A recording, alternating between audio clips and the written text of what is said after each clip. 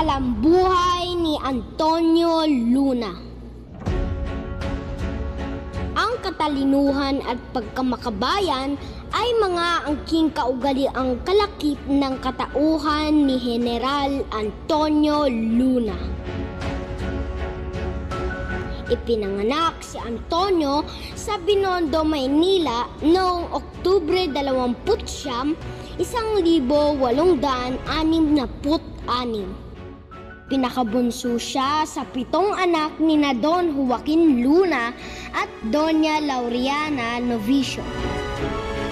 Kapatid siya ng sikat na pintor na si Juan Luna. Una niyang natutuhan ang pagbasa at pagsulat ng alpabeto sa paggabay ng isang gurong nangangalang Intong. Bata pa lang ay marunong ng tumugtog ng gitara, piano at mandolino si Antonio. Bukod sa sining ng musika, may motibasyon din siyang magpahalaga sa literatura at siyensya. Ang hilig niya sa pag-aaral ay pinatunayan nang tapusin niya ang Bachelor of Arts sa Ateneo de Manila, ang Licentiate in Pharmacy sa Universidad ng Barcelona at ang Doctor of Pharmacy sa Universidad ng Madrid.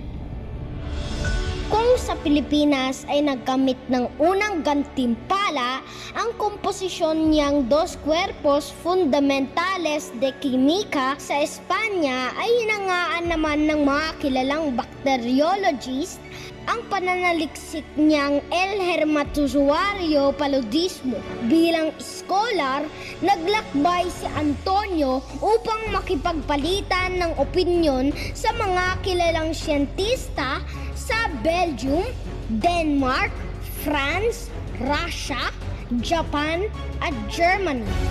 Saan man siya magpunta ay maraming humahanga sa mga pag-aaral niya sa yellow fever, influenza at iba pang sakit tropikal.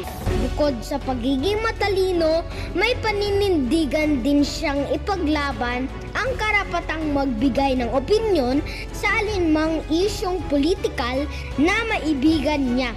Ito nga ang ginawa ni Antonio nang sulatin niya sa La Solidaridad ang obserbasyong satirikal na napapaloob sa kuro-kuro niyang impresyones. Nang komentahan ito ng Espanyol na si Mir Diaz, ay hinarap at hinamon ni Antonio ng espadaan ang puti. Sa takot ng Espanyol ay hindi nito tinanggap ang hamon. Maraming puti ang lubos na humanga sa tapang ng matalinong Pilipino. Nang umuwi si Antonio sa Pilipinas noong 1894, ay nagsilbi siya bilang propesor ng Universidad Científico Literario de Filipinas at direktor ng Laboratorio Manila.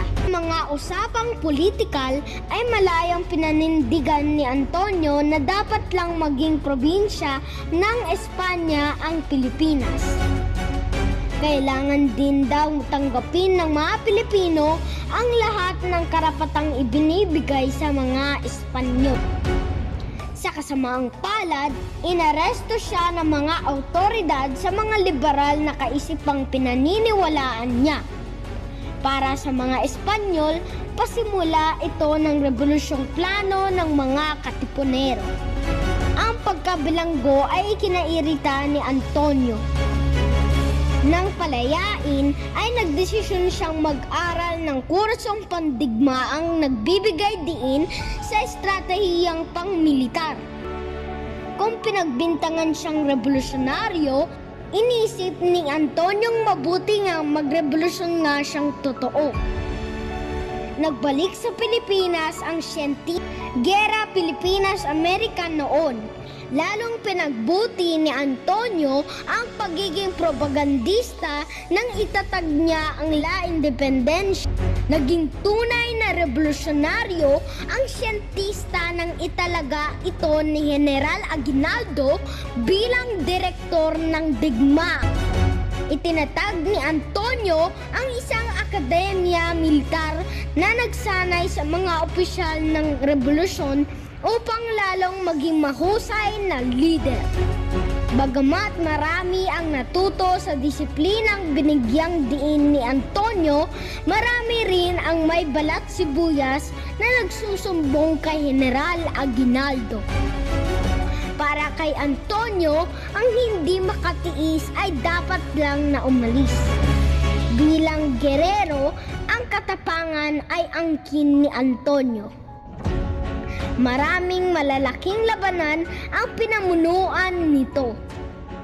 Ayon sa mga historiador, habang pinatataka si General Emilio Aguinaldo bilang pangulo ng pamahalang revolusyonaryo, si Antonio Luna ang pansamantalang namumuno sa mga sundalong Pilipino upang iligaw ang mga puti. Hinaharap niya ang mga kalaban. Nakikipagsabayan siya sa digmaan. Sinusunog niya ang mga bukring dapat makasagabal sa mga kaaway na sumasalakay. Iba't ibang estratehiyang pandigmaan ang ginamit ni Antonio na lubos namang ikinatuwa ng Pangulo. Sa labanan sa Santo Tomas, Batangas, minalas na masugatan si Antonio. Habang nagpapagaling ay nagtataka siya kung bakit ipinatatawag siya ng Pangulo niya.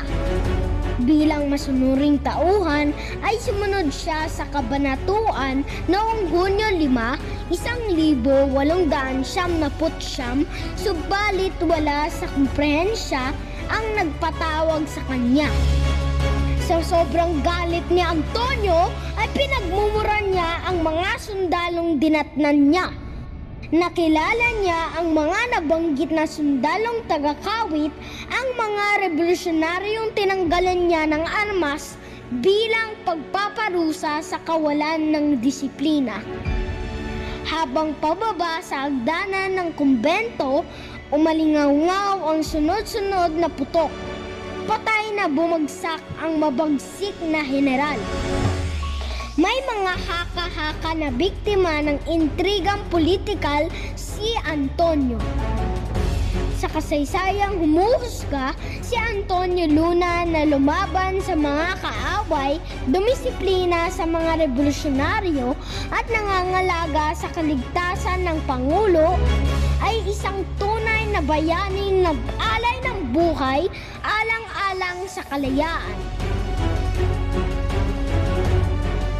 At ito ang talambuhay ni General Antonio Luna.